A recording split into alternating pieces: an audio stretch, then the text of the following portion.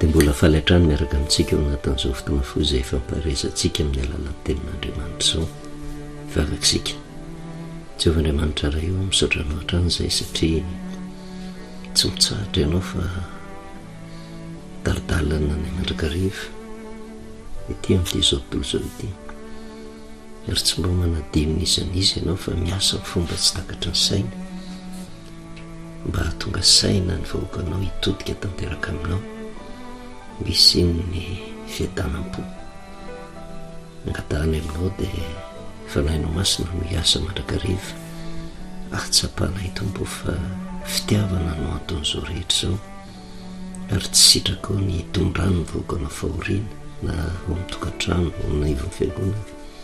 ny ivon'ny firenena, fa tianao mba handeha ho amin'ny marina isy ny fiadanam-po tanteraka. Dia matoky sy niny fa hiasanokerinao tompo ny amponiny tsiraray avy mba tonga ny sambatan'olona hiverina tanteraka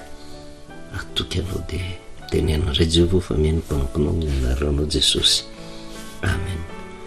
Fa miarahana antsika amin'ny anaran'i Jesosy manonona ny fahasoavana sy ny fiadanan'ny tompo amintsika mandrakariva. Misaotra an'Andriamanitra hatrantsika raha mbola manana fotoana hifampahery amin'ny alalan'ny tenin'Andriamanitra, satria tsy takona fiainana ny toe-javatra misy amin'izao vanim-potoana izao izay manjo mpiray firenena rehetra. Toe-javatra mitrango eo anivon'ny firenena, misy fiantraikany eo anivon'ny fiangonana, misy fiantraikany eo anivon'ny tokantrano, misy fiantraikany eo anivon'ny isam-batan'olona. Tsy misy zavatra tonga ho azy eo amin'ny fiainana zanak'olombelona fa izay zavatra rehetra mitranga sy mety ho fahoriana na olana velan'Andriamanitra isy ireny rehetrarehetra ireny. Fa jerevantsika amin'ny lafiny tsara izany rehetrarehetra izany, satria Andriamanitra miantso ny olona mba hiverina tanteraka aminy hatoky azy mandritry ny androm-piainany rehetra, mba hahafahan'Andriamanitra miditra an-tsehatra ka mitondra fanafahana ho an'ny olona na inona na inona izany ady hatrehany tsiraray avy ao tokantrano eo anivon'ny fiangonana eo anivon'ny firenena. Tokana ihany ny zavatra kendren'Andriamanitra mba tena ho amin'ny fon'ny olona tsiraray avy niverina amin'ny marina arak'izay voasoratra ao anatin'ny Baiboly. Tsy mora nefa ny miaraka amin'Andriamanitra, ary raha eto amin'ity zao tontolo izao ity mbola fitaka ihany koa atao amin'ny mpitolo filazantsara hoe rehefa miaraka amin'Andriamanitra dia milamina ny fiainana, miaraka amin'Andriamanitra dia vola rena voninahitra. Zany zavatra tsy azo lazaina hoe zava-dehibe eo anatrehan'ny fanomponan'Andriamanitra, fa matoa miteny Andriamanitra ny zavatra lehibe indrindra dia ity: mandalo izao fiainana izao sy ny filany. Fa mbola misy ny fiainana mandrakizay izay miandro ny olona tsiraray avy, ary tsisy afa-bela amin'izany zanak'olombelona rehetra.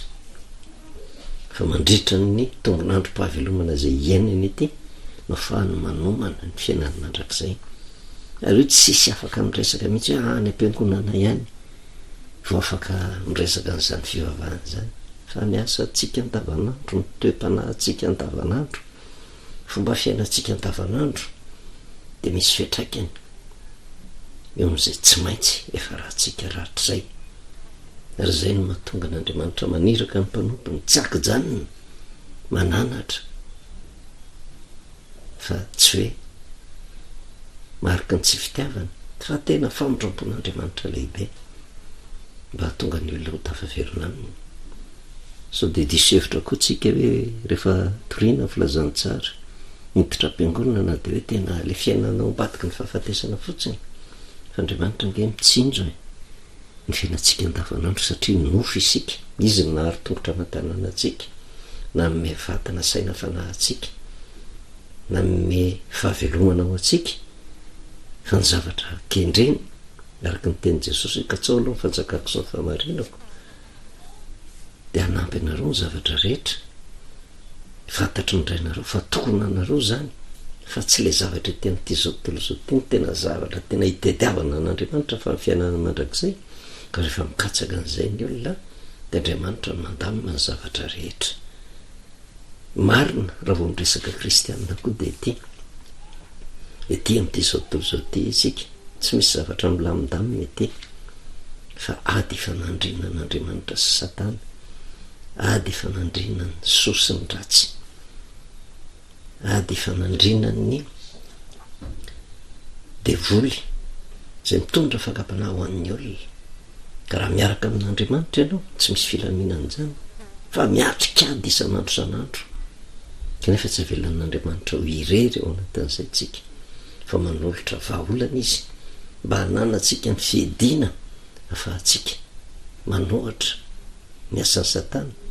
mba hatonga azy ho resy, zany hoe mandritry ny tombon'androm-pahavelomantsika de ady foana no atrehany mandrapatonga ny vanim-potoana zay ialantsika ainy. Fa mpanantenana pokatra misy milazan'izany hoe tena miaraka amin'Andriamanitra ianao de milamina fa tsy maintsy misy ady. Ahoana moa no afahanao mahatsapa ny tsiro ny fandresena raha tsy miatrika ady? Kanefa na eken'ny olona na tsy eken'ny olona eo an-tany-bedina avokoa isika rehetra, fa mizara roa ihany ny vokatra, na isika hivoaka mpandresy na isika ho resy. Miaina ety am'ity zao tontolo zao ty tsika, miaina ho anivon'ny tokantrano, eo anivon'ny fiangonana, eo anivon'ny firenena, sehatra hifanandrina ny tsara sy ny ratsy avokoa zany, ary ny antony hitoriana filazantsara mba tonga ny olona tena hikatsaka ny tsara. Raha mamintana ny toe-javatra mitranga satria vanimpotoana mahavaivay zao, tsy takona fiainana, tsy azo dijita, tsy maintsy resahana, manjo ny olombelona rehetra toe-javatra mitranga am'izao vanimpotoana zao, vokatry ny tsy fitovizan-kevitra. Ary raha ny tena marina, inona ny mahatonga tsy fitovizan-kevitra eo anatrehan'ny olona? Ny tsy fahaiza miaino ny sitrapon'Andriamanitra, fa samy te hanamary tena, samy te hitondra ny fahaizany ny eritreriny manoloana ny olona zay atrehany ety am'ity zao tontolo zao ty. Fa raha fitinina firenantsika kely ny Romanina 7:20, inona ny tokony himahasoantsika am'izao vanimpotoana zao, indrindra ny fiangonana tompona andraikitra ara-panahy, ny fitaizanany olona ho tonga ho olom-pirenena vanina manaky ny fandamenana apetraka Andriamanitra. Ary araka ny resahantsika hoe ny toe-javatra misy am'izao vanimpotoana zao nge mety mahafaly ny sasany, mahadiso fanantenana ny sasany, fa ho an'ny tena kristianina raha tena hoe tena manompo an'Andriamanitra izy, tsy fitetaitra izy ange manoloana ny toe-javatra mitranga takan'izao, fa mihaino mandrakariva feon'ny Jehova manoloana ny toe-javatra mitranga, mandray fanapahan-kevitra miverina am' Jehova, satria na inona na inona zavatra ataotsika tsy ny olona rehetra ange niverina am' Jehova, kanefa na inona koa na inona ataotsika misy tena mifono rehetra manaky izy sitrapon'Andriamanitra, misy manaja an'Andriamanitra eo molony fotsiny fa mifono lavitra azy. Ary iny nefa ny tena ratsy vominy mandahan'Andriamanitra, kanefa miantso ny anavin'Andriamanitra, zavatra tsy tian'Andriamanitra zany. Aty amin'ny Romanina 7:20 mampatsiaro kely ny andiny voalohany, ny andiny voalohany ka hatramin'ny andiny 15 tsara ny mamerimberina an'izay mba tonga filaminana eo amintsika, mba ahafahan'Andriamanitra miditra an-tsehatra. Aoka ny olona rehetra ozy samy anaiky ny fahefana lehibe, fa tsy misy fahefana afa-tsy zay avy amin'Andriamanitra ozy, fa zay misy de voatendrin'Andriamanitra. Ka zay manohatra ny fahefana de manohatra ny voatendrin'Andriamanitra, ary zay manohatra ozy azo fanamelohana. Na inona zany eritreretin'ny olona manoloana ny fahefana tafapetraka, tsy tafapetraka eo raha tsy Andriamanitra no mamela ny hipetraka. Zay fomba nahatongavany teo tsy eritreretina, fa tsy midiky zany hoe tena mety amin'Andriamanitra ny fomba nahatongavany le fahefana teo, fa rehefa tsy mety amin'Andriamanitra de zao vitany misakana an'iny. Fa matetika nefa mifanapahan-kevitra olona zay efa hitantsika teto, tahaka ny zanak'Israely tamin'izany vanimpotoana zany, nangataka mpanjaka fa tsy nisy mpanjaka ny tatana ny zanak'Israely, tezitra Samuela mpaminany de nitaraina tamin'i Jehova, satria fantany fa tsy eken'i Jehova zany, fa mivaly teny avy amin'i Jehova de tsotra. Ry Samuela ekeo ihany ny tenin'ny olona ozy amin'izy nitady anakana mpanjaka, fa tsy hanao ny laviny am'izany ozy fa zany laviny tsy anjaka aminy, fampafantaro azy kosa zay mety hotoetra ny mpanjaka zay anjaka aminy le natongavan'le mpanjaka teo tsy avy amin'Andriamanitra fa ny avy amin'Andriamanitra ny famelan'Andriamanitra hipetrahany le mpanjaka teo tamin'izany vanim-potoana zany satria sitrapon'ny olona de tanteran'Andriamanitra le sitrapon'ny olona na de tsy sitrapon'Andriamanitra azy fa saingy miteny kosa Andriamanitra hoe satria zay ny safidinareo tatazo ny vokany ary zay ny toejavatra misy manerana n'izao tontolo zao matetika safidim-pon'ny olona eken'Andriamanitra de mametraka ny lalàn'Andriamanitra hoe tsy misy fahefana tafapetraka fa tsy voatendrin'Andriamanitra de samy manaiky na inona fomba natongavany teo na tsy mifanaraka amin'izay tsika azy fa misy nefa afatra nampitaila fotsiny ho an'le vokan'Andriamanitra manoloana n'izany toejavatra zany de ozy ny lazainy hoe fa ny mpanapaka ozy de tsy mba tahotra ny manao tsara fa ny manao ratsy ihany ary ny tsy atahotra ny fahefana vany tianao ozy ataovy zay tsara de azo dera avy aminy ianao na inona zany toem-panahin'ny olona tonga eo tsy misy mihitsy fahefana tafapetraka ka hiteny hoe ny antony natongavaketo de tena andripaka fa tena tsy maintsy eo anatrehany vahoaka izy de tsy maintsy mieritreritra fa hoe anao zavatra tsara fa ho an'le vahoakan'Andriamanitra kosa ny afatra zay apetraky ny ato amin'ny epistily ho an'ny Romanina de zao ny tsy atahotra fahefana vany tianao na tianao io na tsy tianao tsy de mivaky loha am'izany fa ny zavatra tokony atao de hoe ataovy fotsiny zay tsara manaova ny marina zany hoe afatra napetraka ao amin'ny isam-batan'olona ka na inona eritreriny zay fahefana mipetraka eo inao no azo ataony rehefa manao ny tsara ianao mangina izy eo anatrehany zay rehetrarehetra zay satria tsy tafapetraka io raha tsy avy amin'Andriamanitra noho izany zany Andriamanitra manana fahefana ny amin'ny fahamaliana na valisoa no raisin'le manam-pahefana eo na famaizana no raisiny eo tsy anjara atsika zany fa anjaran'Andriamanitra fa nilazany soratra masina azy nefa de zao fa mpanompon'Andriamanitra izy ozy atsara anao matovy voatendry eo zany de mpanompon'Andriamanitra izy aloha kanefa tsy rehefa hoe mpanompon'Andriamanitra de anajan'Andriamanitra fa be deabe nge de hitatsika ny tantara tao taka ny Ahaba mpanjakan'Israely avy amin'Andriamanitra nipetrahany teo nisy vanim-potoana tena nirahany nynono ny feon'Andriamanitra fa nisy vanim-potoana na de mpanompon'Andriamanitra ry izy ny tantara ny zanak'Israely tsy nenono tsony ny feon'Andriamanitra tsy ny vahoaka ny manana fahefana maly azy am'izany fa Jehova fa raha ratsy kosa ozy ny nataonao de matahora fa tsy entiny foana tsy akoriny sabatra fa mpanompon'Andriamanitra izy de mpamaly antasaka fahatezerana am'izay manao ratsy ka tsy maintsy manaiky ny olona ozy nefa tsy noho ny fahatezerana ihany fa noho ny fieritreretana koa tsara ny anindrinan'izay satria na nytoejavatra misy azo am'izao vanim-potoana zao manenony tsika nijery an'ireny tantara ny adiny Siria sy ny zanak'Israely reny manenony tsika no mitantara fa nisy fahoriana mafona ninjato tamin'ny zanak'Israely ary nisy etraketraka foana nataon'izay heverina fa ho firenena matanjaka manoloana ny zanak'Israely de nolay teny nraisitsika avy amin'Andriamanitra nanomboka tamin'ity taona ty ny Exodus toko 4:1 ary marina eo teny fikasana teny fampanantenana napetraka Andriamanitra tamin'ny zanak'Israely tamin'izany vanim-potoana zany fa tonga amitsika ihany koa ka na mino ny olona na tsy mino marina io teny eo tenin'Andriamanitra manome toky zay olona matahotra azy kanefa na tsy ino koa ary ny olona de tonga amin'ny olona le teny ny Exodus toko 4:1 de zao ny voasoratra hoe roa Jehova tamin'ny Mosesy ankehitriny ho hitanao zay ataoko amin'ny Farao fa ny tanako mahery no andefasany azy ary ny tanako mahery no androahany azy amin'ny tany mandritra ny taona mitondrantsika n'izay fanazavan'izay tsy hoe teny nomenan'ny olona miadakadany zany fa teny nomena ny zanak'Israely sy Mosesy zay mpitarika ny zanak'Israely fa tena ao anatin'ny ady mangotraka izy amin'ny vanim-potoana eo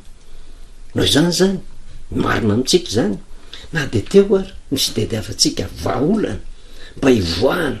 amin'ny krizy hivoahana am'izay veverina fa zavatra ratsy de zao mandalo ady tsika ary mandalo ady ary tena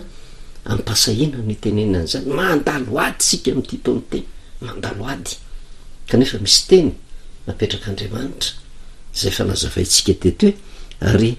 hoy Jehova tamin'ny Mosesy ankehitriny de ho hitanao zay ataoko amin'ny Farao fa ny tanako mahery no andefasany azy ary ny tanako mahery no androany azy. Fa nanino Jehova no niteny an'izay? Kiviratsy ny zanak'Israely satria nanantena fa ho afaka satria miditra antsehatra Jehova namaly vavaka nanendry amin'ny Mosesy kanefa ny zavatra mitranka vao maika mitombo ny fahoriana. Zay ny zavatra hita. Mosesy koa nefa nirahana nasaina nyresaka tamin'ny Farao avelao zanak'Israely anompo baiko avy amin'ny Jehova nananteny Mosesy fa ho tafavoaka ny zanak'Israely de aveo koa nasaina nirahana tany amin'ny zanak'Israely koa Mosesy ilazao ny zanak'Israely fa za Jehova no hitondra azy hivoaka amin'ny tany Egipta. Nanantena eo tena eo amin'ny eo de ho tanteraka zany zavatra mitranga nefa fahoriana mafy nampitondrain'ny Farao sy Egipta ny zanak'Israely anika tezitra ny zanak'Israely ary nametsiny amin'ny Mosesy e tena nataonao de zao zavatra mitranga vao maika mafy ny zavatra mianjady amin'ilay ka natonga amin'ny Mosesy ko nantaraina tamin'ny Jehova amin'ny toko 5 ny andininy fa 12 ary Mosesy niverina ho any amin'ny Jehova ka nanao hoe tompo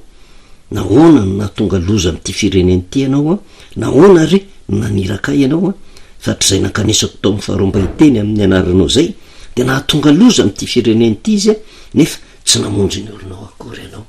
Raha teo zavatra misy anke amin'izao vanim-potoana zao hoe tsika tsy hiteny na metsiny na hitsara na anome kritika be fahatany fa zavatra tsy maintsy mantalovana zany raha vao mitady vahaolana ianao rehefa hiditra antsehatra Andriamanitra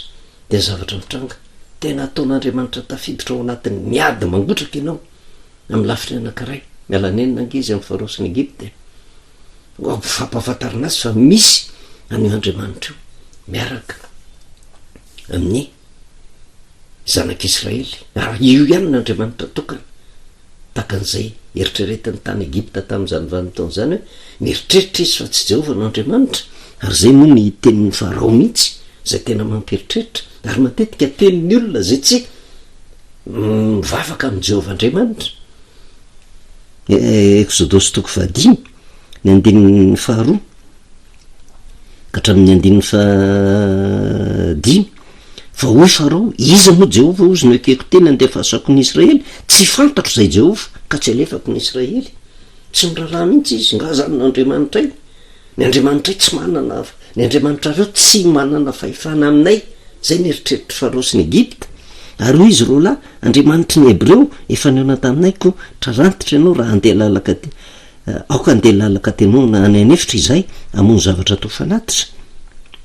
man'ny Jehova Andriamanitra fa andreo izy amelanay amin'ny arety mandringana na amin'ny sabatra ary io ny mpanjakan'ny Egipta tamin'ny nahoana ianareo ry Mosesy sy Arona no manaketraka ny olona amin'ny asany mandehana any amin'ny fanomponareo mafy ary koa Farao endro efa maro ankehitriny ny olona eto amin'ny tany fa ianareo mampitsahatra azy amin'ny fanompony zany hoe vao maika nampahory ny Israely Farao iza zay Jehova raha ny tokony izy anke tokony teony eo ihany de tonga de sotominy Jehova ny zanak'Israely nasainy niala to de mba niadakatany fa naninona ny navelan'Andriamanitra mbola hijanona eo amin'ny tany Egipta ny zanak'Israely ho fehezin'ny Farao avelan'Andriamanitra napatra ny fahefany mihitsy Farao sy ny Egipta fa ho porofon'Andriamanitra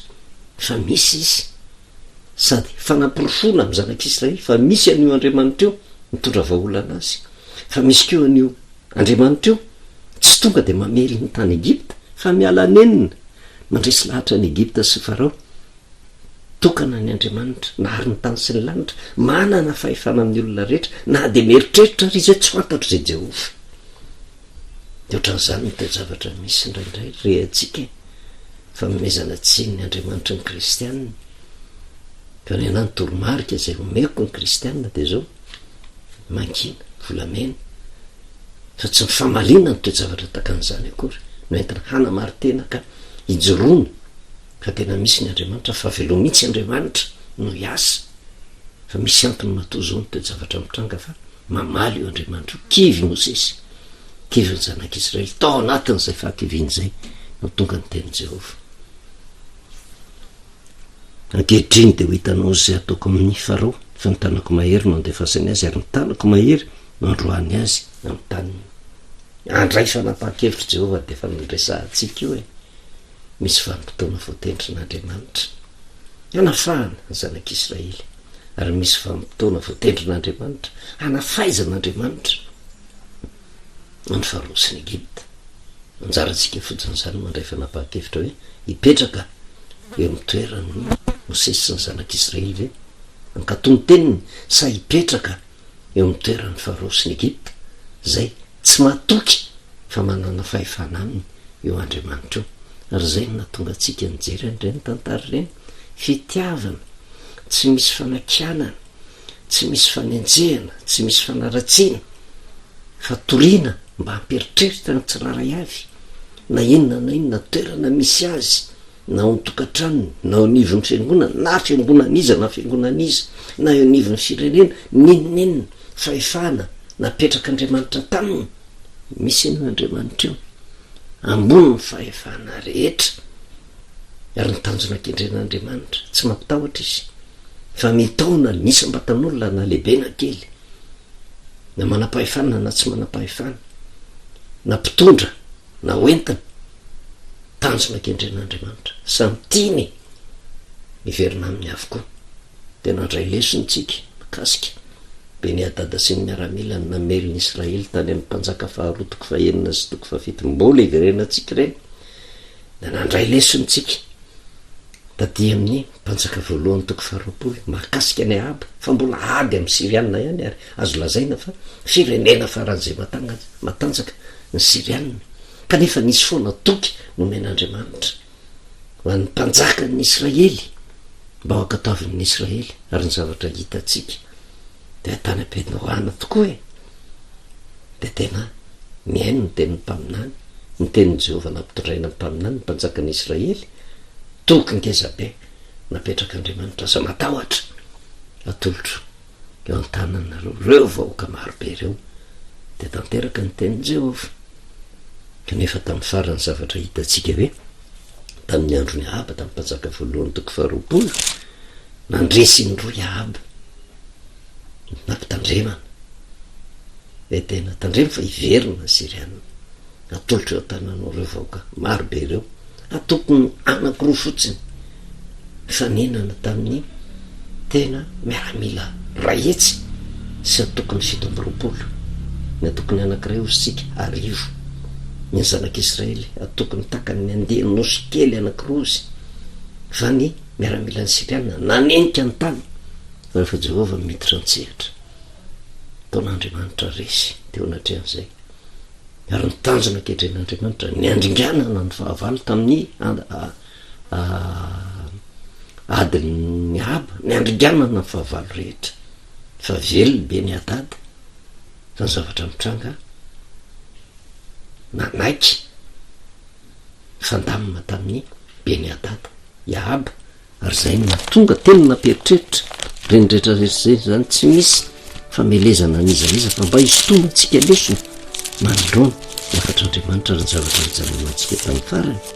le teny Jehova tamin'ny Ahaba zay mbola hojerevantsika hoe manahoana ny toy ny tantara. Mpanjaka voalohany toko faharoapolo ny andininy fa 2 de ho izy taminy zao no lasain'i Jehova satria nalefanao ny ala teo an-tananao ny lehilahy zay nasaiko vonoana tokoa de ny ainao nisy olo ny ainy ary ny olonao nisy olo ny olony. Ary ny mpanjaka ny Israely nandeha ho any an-trano no sady nalahelo no sosotra de tonga tany Samaria, tsy niteraka ny fibebahana atao anatin'ny Ahaba izy fa sosotra n'olo le tenin'Andriamanitra satria nahoana izy nge nandika ny tenin'Andriamanitra. Misy ny ady voalohany mihaino ny feon'Andriamanitra izy, misy ny adiny faharoa mihaino ny feon'Andriamanitra izy, rehefa tena voko mpandresy izy tsy mihaino ny feon'Andriamanitra tsony fa zay tiany natao de tonga indray ny tenin'Andriamanitra namperitreritra azy satria tsy nivonoanao ny fahavalo zay nasaiko nivonoanao de ny ainao nisy olo ny aino izy ary ny olonao nisy olo ny olony. Fitiavana reo olona zany aleo miverina amin'Andriamanitra de manaiky ny sitrapon'Andriamanitra fa Andriamanitra nke mahamaly ny olona araka ny asany de matoko someny fa zay fampahirezana fo izay de amperitreritra atsika isam-batan'olona tsy misy tsara ankoatra ny fiverenana amin'andriamanitra. Vavaka isika misaotra anao Jehovandriamanitra ray ny teny mampalisa tonga taminay, teny feno fitiavana, teny feno fananarana, teny tsy mieritreritra nisy loza fa teny kosa mampanantena fandraisena. Fanahinao masina moka hiasa tanteraka anatin'ny olona tsirairay avy na inona na inona mba rahatonga misy azy mba tena hiverina tanteraka aminao sy hamantatra ny sitraponao mba hiadana ny firenena, hiadana ny fiangonana, hiadana ny ankohona, hiadana ny isam-batan'olona. Dia misaotra indrindra ray ny anaranao Jesosy, amen. Manao velomantsika amin'ny anaran'i Jesosy, manao ny fahasoavana sy ny fiadanan'ny Tompo ao amintsika mandrakariva.